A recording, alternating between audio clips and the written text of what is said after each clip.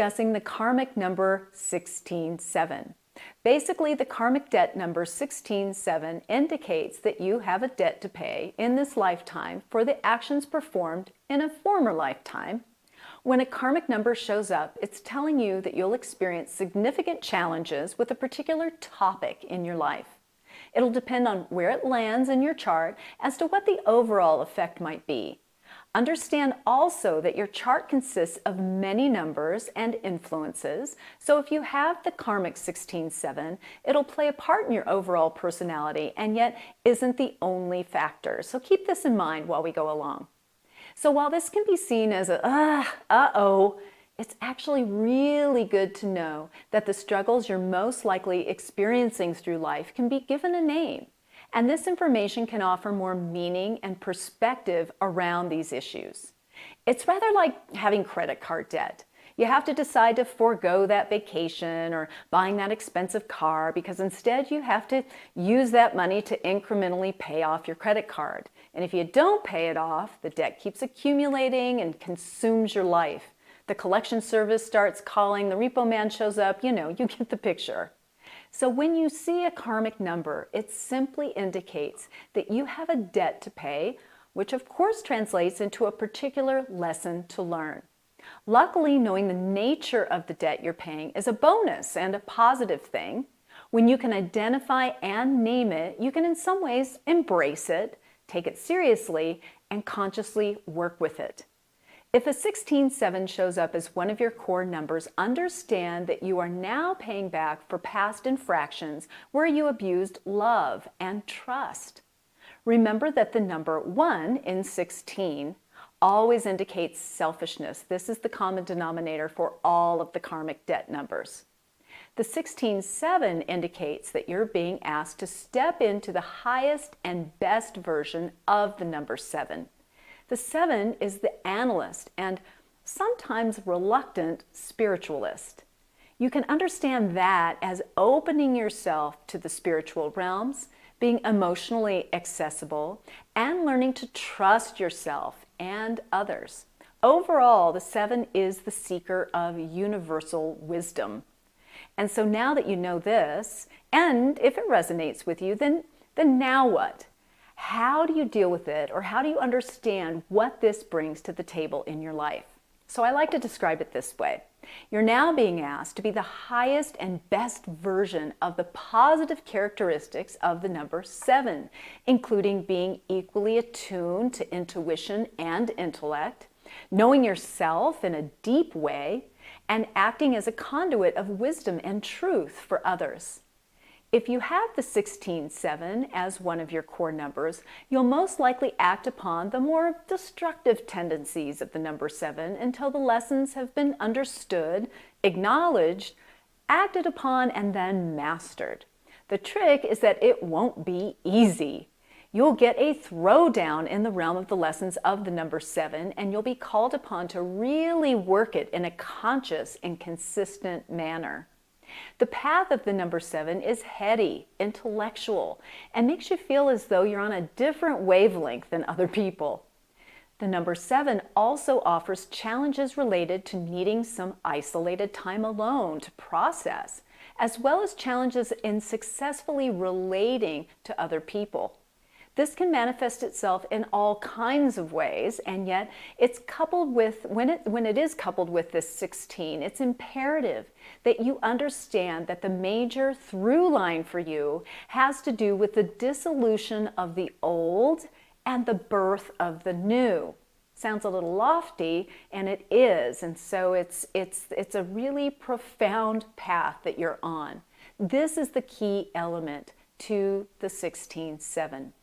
With this number in your chart, there will be times in life where you'll experience unexpected changes that rock your world. They kind of, pull the carpet out from under you, right? And this is an opportunity for reinvention and for soul growth. Understand that everyone has life-changing experiences that demand reinvention. Everyone experiences, for instance, the death of a loved one, or the loss of a job or possessions, or many other things that are difficult and life-changing. Yet with the 16-7, you will process these experiences differently. It demands a leveling of the ego in a very real way. For instance, let's say your friend's wife comes home and asks for a divorce. He's shocked because he thought the marriage was strong. It comes out that she's been having an affair. Your friend gets a lawyer, gets his share of the assets, and moves on with his life, right? So now let's say the same thing happens to you, and you're the 16-7. You're traumatized. You depart without taking what's yours. You move geographically because your life as you know it is over. You're in shock. It takes you years to process this loss, and you end up kind of transitioning into another career. You finally start dating again, begin to find your grounding within your new life, this sort of thing. But it takes a long time and it rocks your world. So this is just an example of how the 16-7 can affect your mental and emotional process. I've also found that when you're actually pursuing this information through numerology or other metaphysical tools, you've come to a point in your personal evolution where you've possibly been able to work through a lot of the turbulence related to the karmic number. I find people with the karmic numbers often express that they have always felt this strange internal compass or mechanism that heightens their sensitivity to traveling the straight and narrow.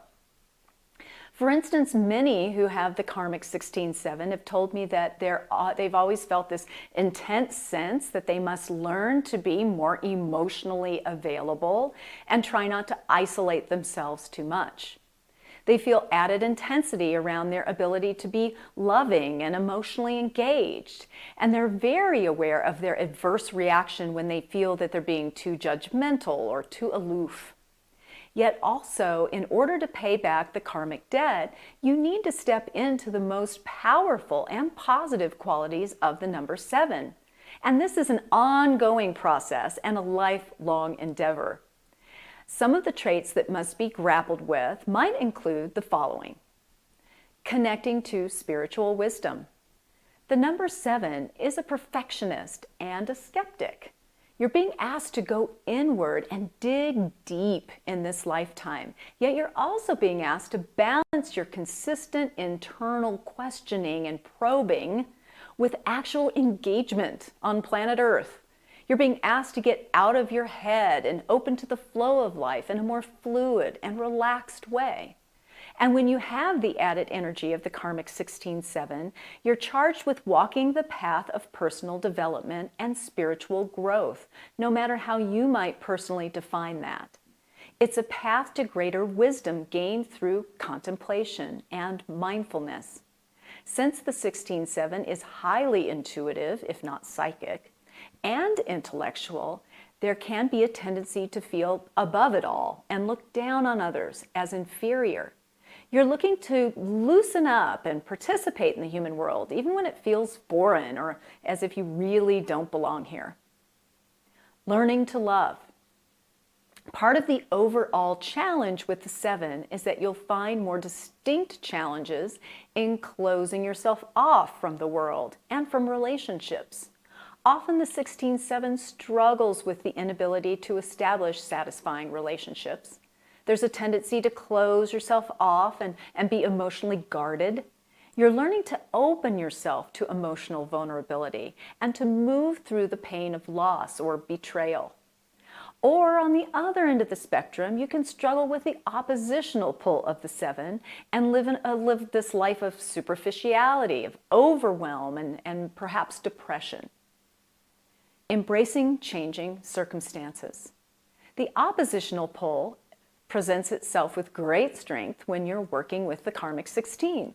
Therefore, you can be met with issues related to the opposite of your purpose. So rather than feeling centered, trusting, and spiritually connected, you lean toward feeling stuck, frustrated, and deeply dissatisfied. The lessons of the 6 that are inherent with the 16-7 produce heightened feelings of self-righteousness, a call to family duties, and a desire for intimate relationship. The issue here is that the 16-7 can want emotional connection with others that you yourself have a hard time giving. One of the intriguing things I've found when working with karmic debt is this. Always remember that you're also being called upon to pay special attention to the elements of the number where your infraction is located. So for you, this is the number 6 in 16. So what does that mean? It means that you'll also be asked to infuse some positive elements of the energy of the 6 into your 7 life path purpose. And this brings some interesting dynamics because the 6 is all about love, duty, home, family, and service. These elements aren't always really congruent with the purpose of the 7, which is more analytical, intellectual, and a bit of a loner. Yet the karmic 16-7 blossoms and is at its highest and best when you also are very mindful about bringing the energy of family responsibility and the love of home of the 6 into your spiritual and heady number 7. So no one said it was going to be easy, right?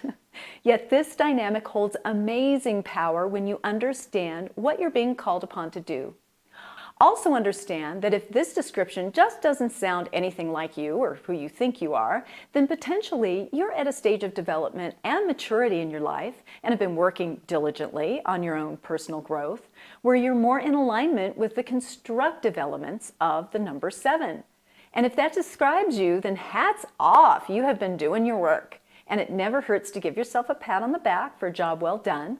So the gift that you're given by knowing that you have a karmic debt to pay is this. Rather than feeling victimized, you can see that this is something that you brought on yourself despite the fact that you can't consciously remember it. Not in a shameful way, rather in a mindful way where you simply take responsibility for yourself. If you exert the energy and commitment to working on these positive realms of the number 7, then you'll reap the benefits. Working with the karmic 16-7 intensifies the issues related to the number 7. It requires concerted effort and focused commitment. This is a lifetime where you're being called upon to awaken to your spiritual presence. It's testing you and requiring that you rewire the way you work with knowing yourself on every level. The destructive path might feel a bit more comfy since you've been there, done that. And this time you're being asked to extract yourself from riding in that same rut in the road. You're required to create a new way of working with these themes that have positive results for you and everyone around you.